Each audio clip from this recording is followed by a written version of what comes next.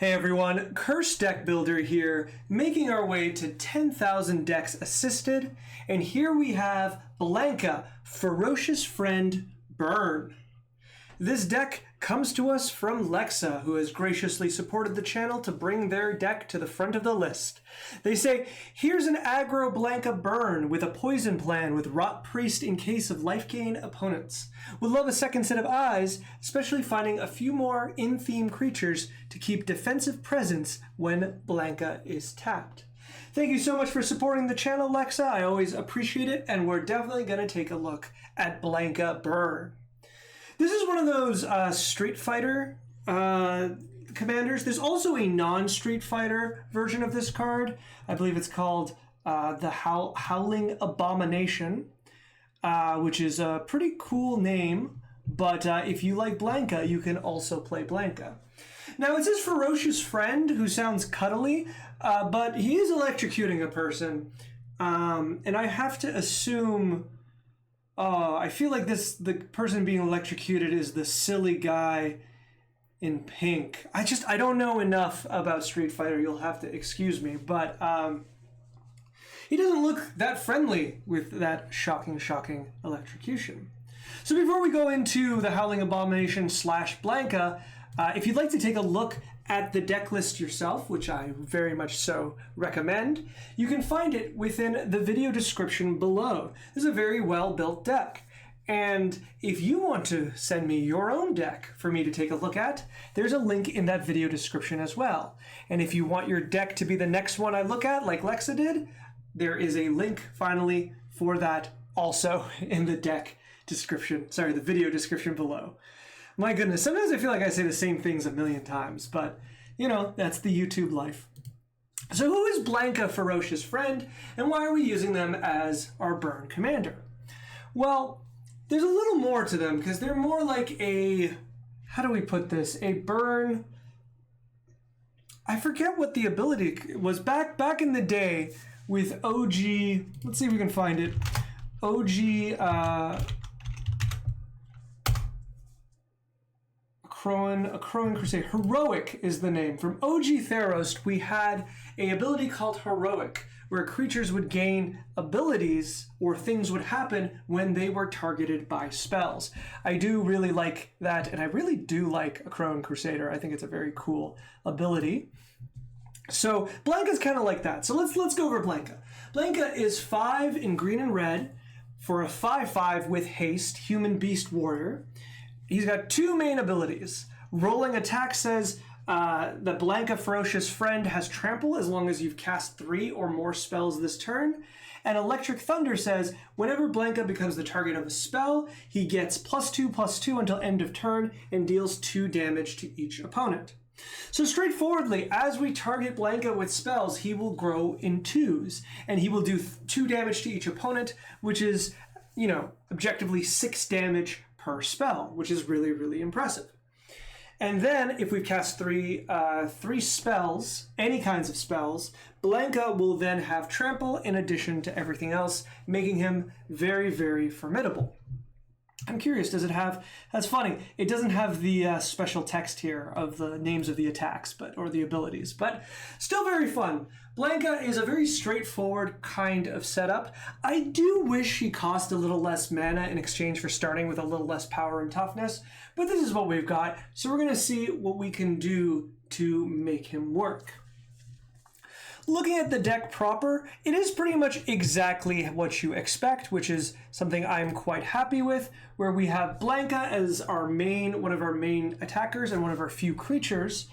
We have a bunch of support planeswalkers, a bunch of support creatures, but the main goal is to use as many sorceries and instants that target our commander, among other utility cards, and with that, just get the ability as many times as possible. Now, I don't have too many cuts. If we look down to the curve is actually really well done. I really do like this deck. I think, honestly, in a lot of ways, we could leave the deck like this and be happy. But I do have a few suggestions and ideas, but a lot of them will be probably side grades or adjustments, namely with the idea of like how we can support we can support our deck without going too far into a direction, and how we can support defense. What do I mean by supporting without going too far into a direction? Well, Blanka's main downside is that we're very reliant on the commander. The commander does a very, very specific thing, and the cards that are closest to this ability tend to just not be as good. Venerated Rot Priest is really, really interesting, with the only problem being that the Rot Priest doesn't put a poison counter on each opponent, it goes to target opponent. It is incredibly fair as a card, and because of that, it's not like a literal fix to Blanka, it's just something to get to take out the life, the opponent with way too much life, right? And we do have a reliable kind of... I didn't say that. Let's come back to that in a second. I'm going to make a note here for myself. Let me write this. So we'll come back to that in a second. But our main problem is that once our commander is gone, a lot of our deck doesn't function. In fact, a lot of our deck literally does require a target, right? We can't cast Viridescent Wisps or the Crimson Wisps if we do not have a creature to target. Now, this is any creature, mind you, but for some of these abilities, like Ram Through, we have to target our own creatures. So our deck is very, very reliant on our commander, because outside of that, we have 8 creatures, 2 of which might not actually be creatures on the battlefield at any given time. So we are somewhat limited in our targets, and therefore Blanka is very, very important to us. Oh, that gives me another idea. This is a good commander because it makes me think of things. Let's see.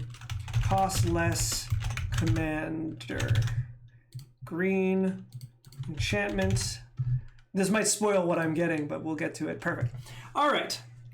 So the deck itself is very, very functional at what it does, but it does have some weaknesses.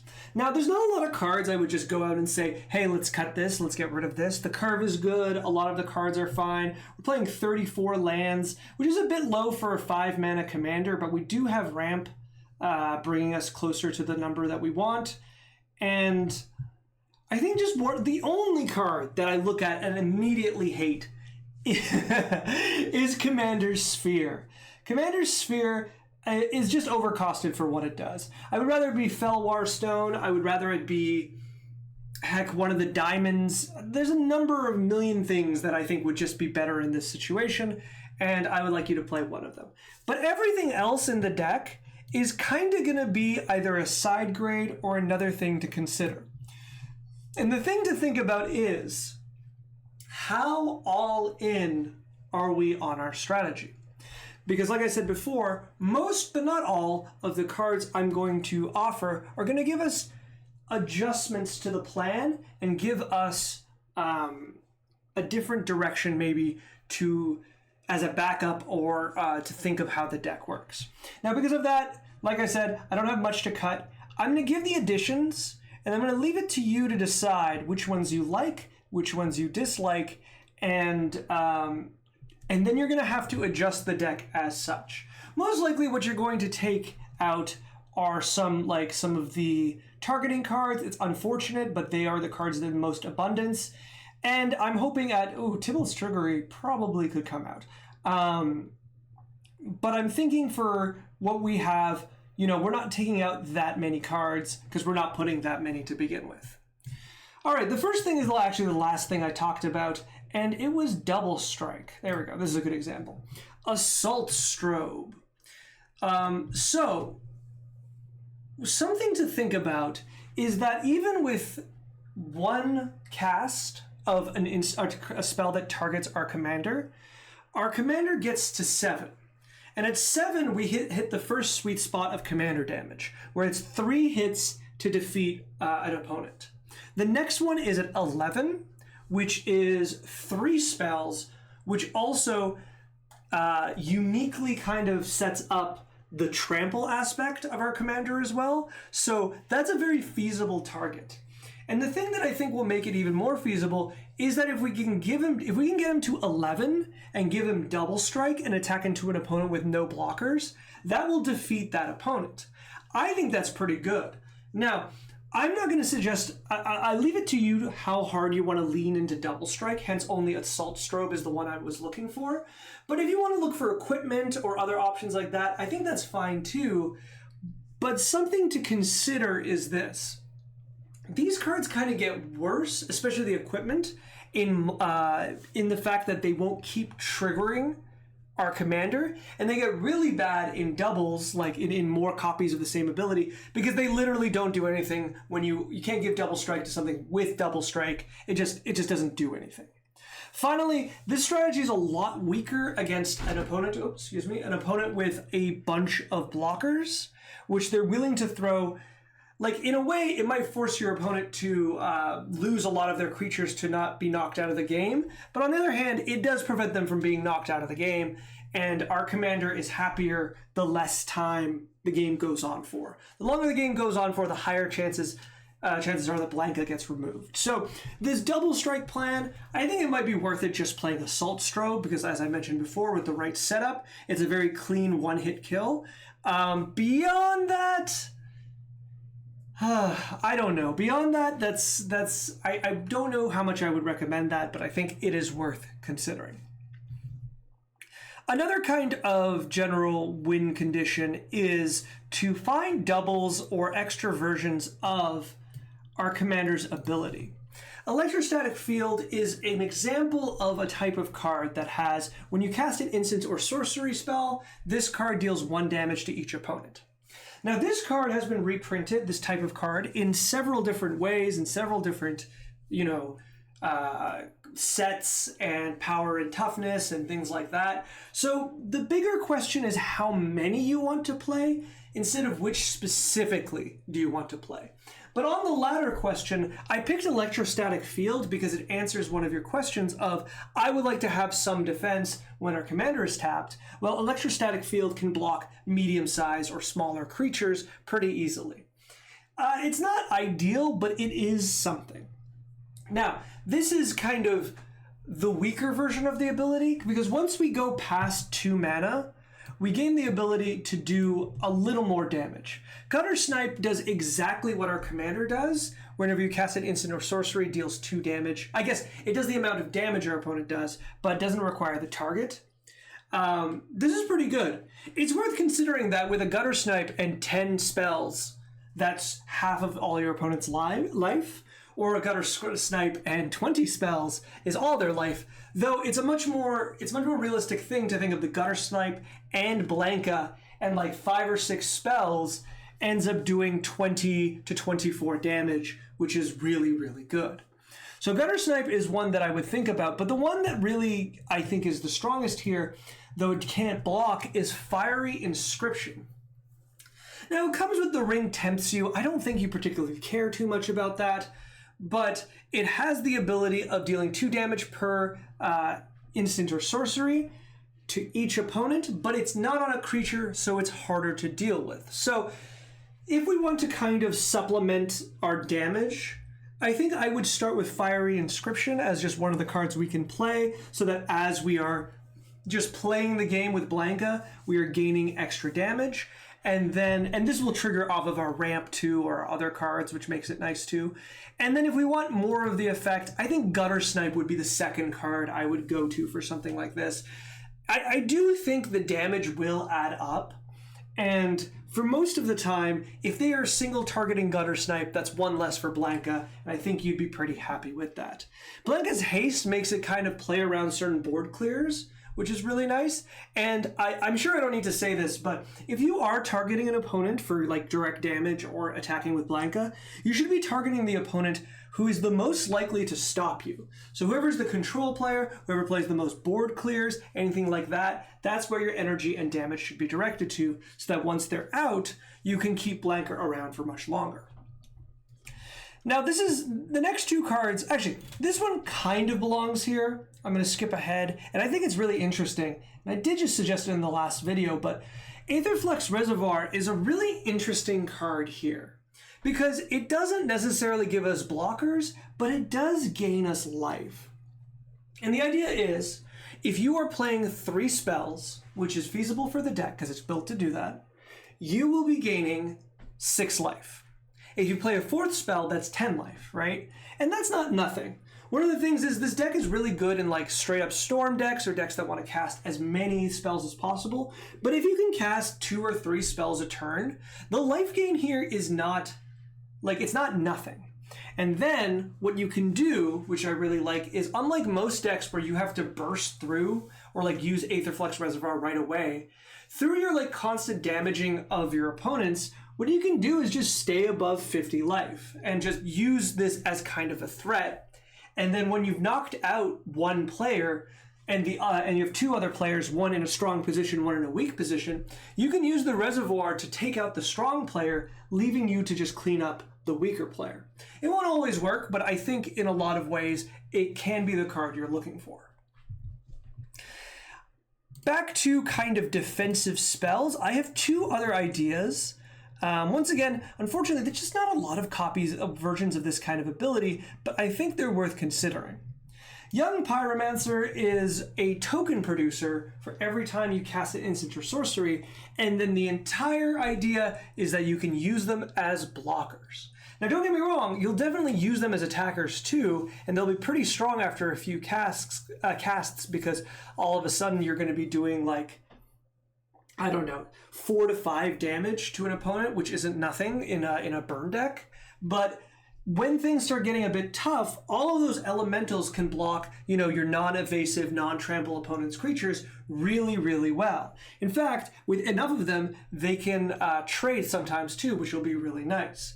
So for a creature that you can just drop for 2 mana and then kind of forget about, I think young Pyromancer, or young Peasy as I like to say, will do very, very well in a deck like this.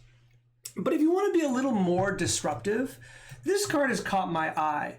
Bothersome Quasit is a demon menace 3/2 that goads your opponent's creatures when you cast a non-creature spell. And I think this is much stronger than a lot of people give it credit with, because one, it just naturally kind of flows into your game plan.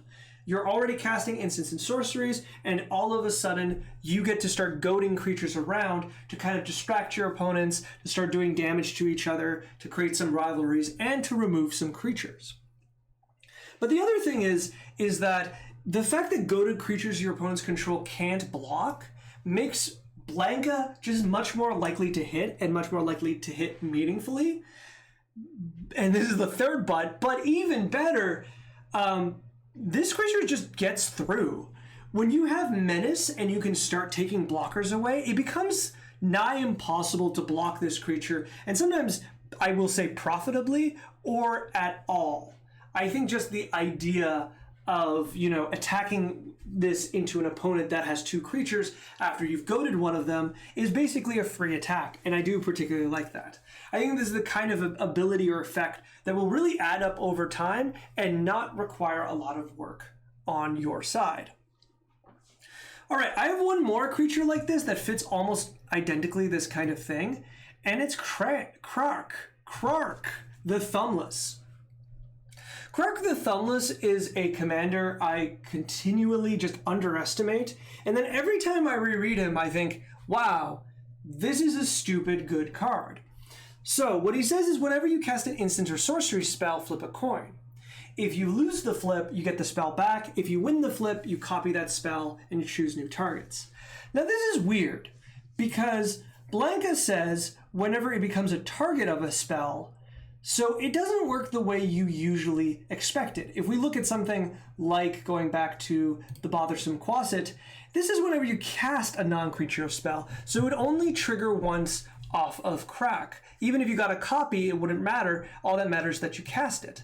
But Blanka only cares about being targeted, and so Krark works really, really well at this. When you win the flip, you get two triggers on your commander, and you get any effect that it already gives you, such as drawing your card. It gets it to you twice. Really, really nice.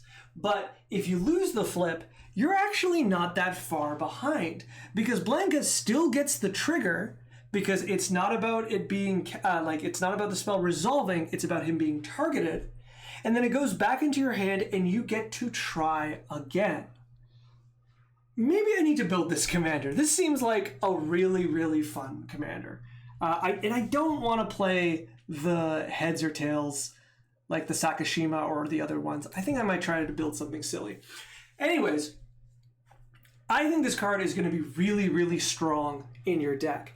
And just frankly, you're just going to be pretty happy just playing this and forgetting about it. Now, you might want to time your ramp around it because I leave it to your feeling of luckiness. If you cast this first and then you try to ramp, you might fail or you might ramp twice. So if you want the reliable ramp, it might be better to ramp first and then play Krark. But, I mean, it is a pretty good card in a lot of ways, so it might be worth the risk. But I do really like Krark, and I think you should be playing them. All right, so I have four more spells that I think are worth considering. The first one is Galvanic Relay. I've talked about this recently with another deck, with Storm. I think this card is really strong.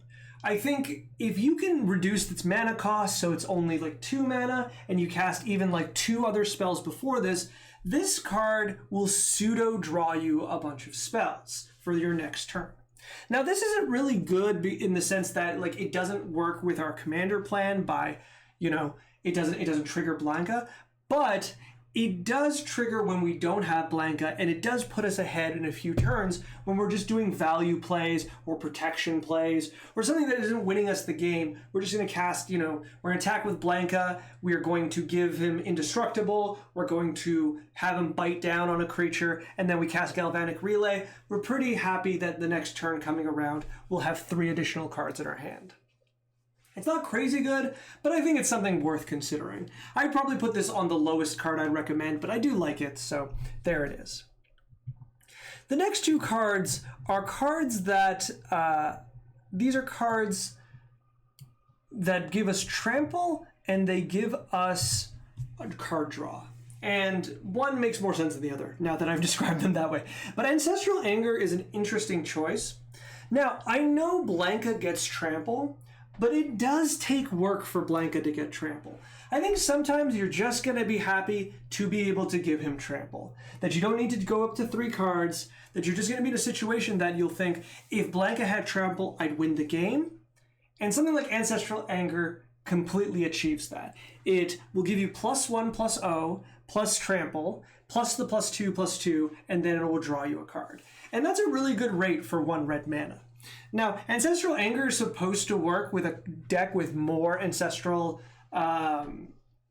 with more copies of this card, but I think it's a solid card just by itself. Just giving that +1 and trample and drawing a card is just a collection of cards that, abilities that work really well. I do really like 1 vampire for every family member I've lost, which is such an awesome idea of vengeance. But also, considering the number of ghosts behind her, she's about to kill a lot of vampires, and I do love that.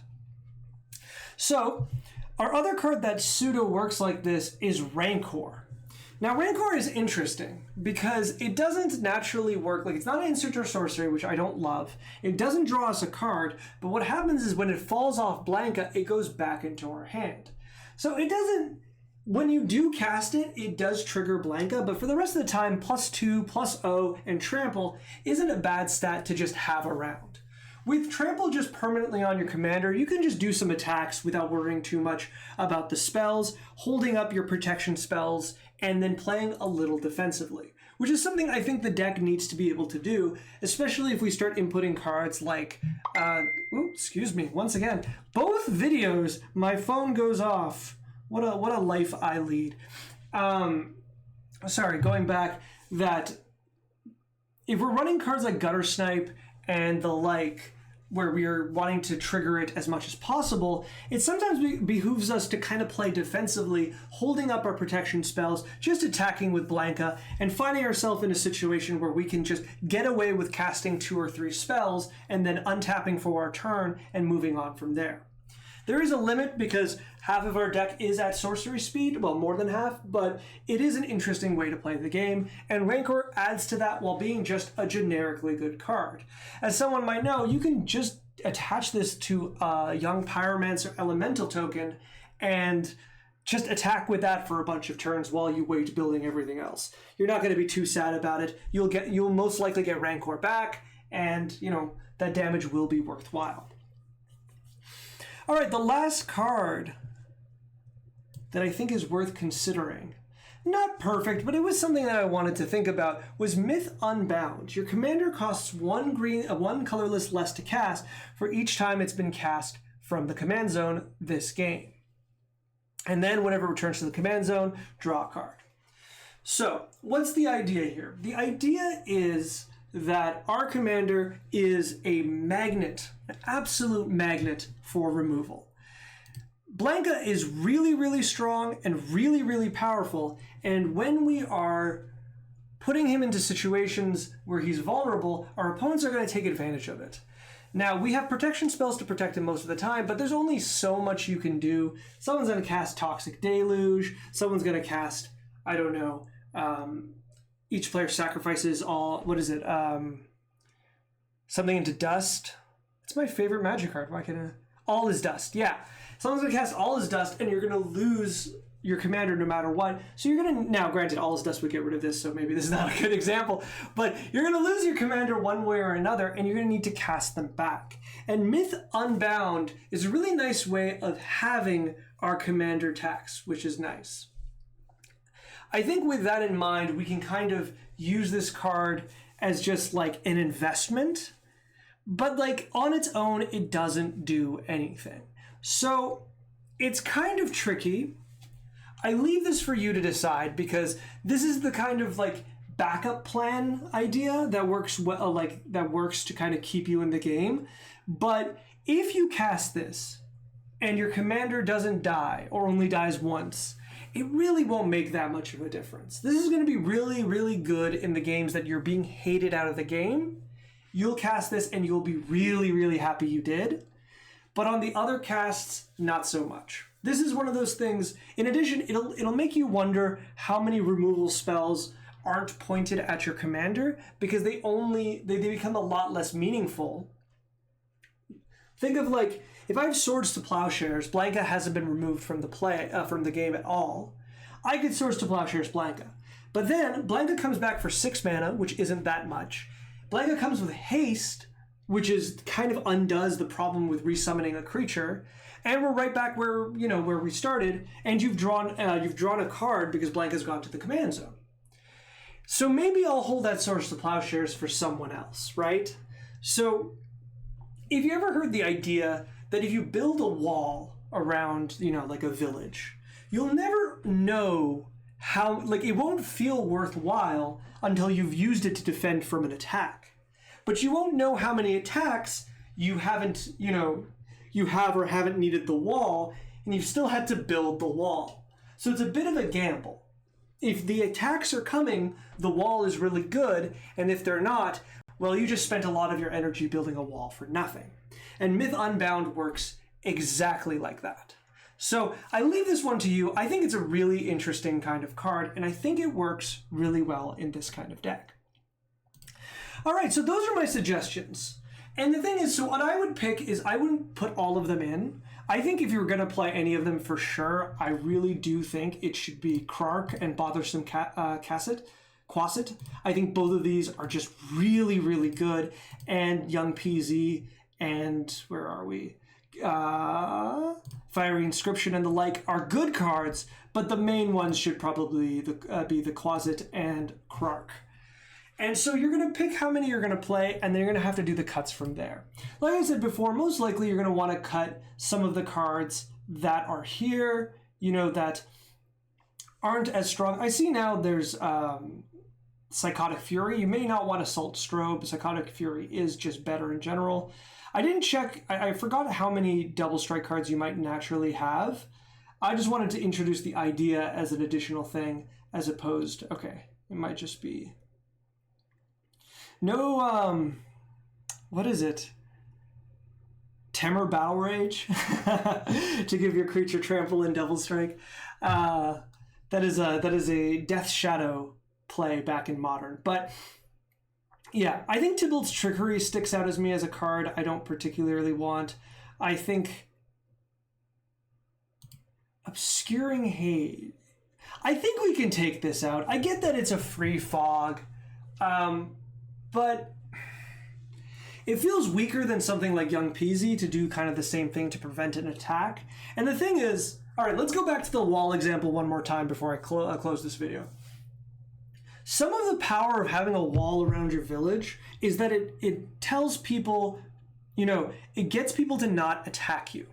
Obscuring Haze is not visible. It is in your hand. You can show your opponents it, you know, and maybe that'll prevent it. But actually the correct thing, if you showed me Obscuring Haze, I would attack you anyways just to get it out of your hand. So that wouldn't work either. But the idea is that it's unknown information. And so what you'll do is you'll negate an attack, but you'll still have to use a card and negate that attack.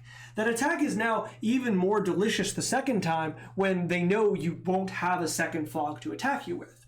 But with Young Pyromancer, having all those elementals, having all those 1/1s in play, sets it up so your opponents are looking at them and going, okay, I can attack, but I'll probably get blocked, so it's a waste of an attack. Or they could put all of those elementals together and block my 5/5, and I lose my 5/5. You know, it becomes a lot less appetizing to attack you because of the visibility of the tokens and the visibility of, you know, the defense. Even worse, right? They might be like, I can attack you. Let's say you've already attacked the elementals and they're like, ooh, I can attack you. You know, the shields are down. But now you have a bunch of elementals to also attack with, right? In addition to Blanka. Because the thing with Blanka is sometimes Blanka won't go for you. You'll still take the damage. But those elementals can all target you. Blanka can target you. They form a kind of like retributive sense of justice. Sorry, my background is showing a little bit. Where, you know, your opponents are now going to be worried about being taken down by your visible defense, right? The soft power of having all these elementals show that, you know, you're going to be, like, you're someone that they shouldn't just idly attack, right? And so I like those approaches a lot more than Obscuring Haze. So Obscuring Haze, then I would take Tybalt's Trickery, at least for the Krark Quasit start. After which, I think I would start targeting cards.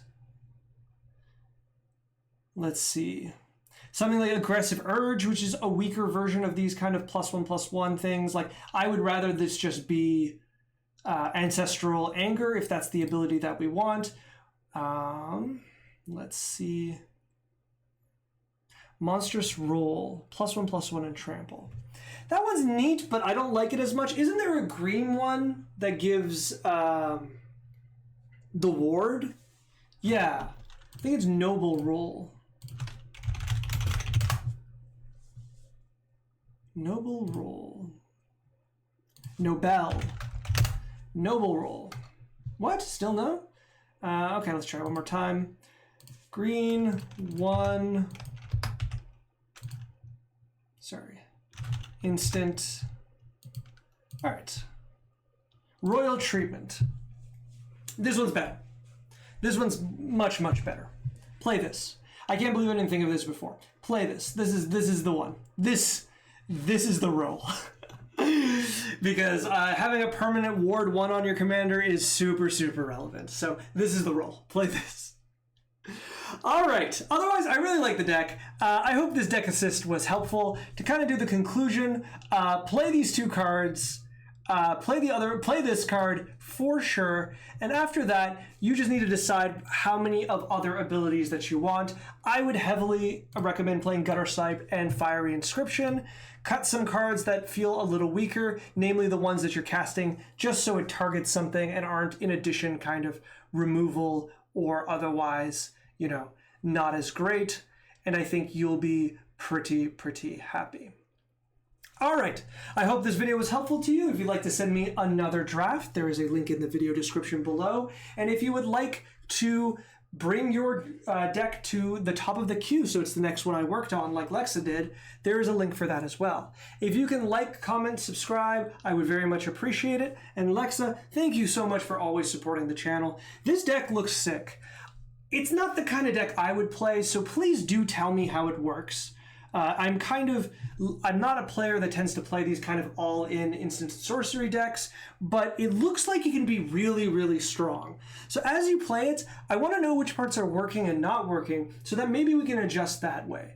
Because without those reps, we're going to have a hard time finding out exactly which angle to attack. Because to me, this deck looks really good already. So what we'll need some testing to see what we can change, in addition to the cards that I have suggested. All right, thank you for watching, and good luck, improving the deck.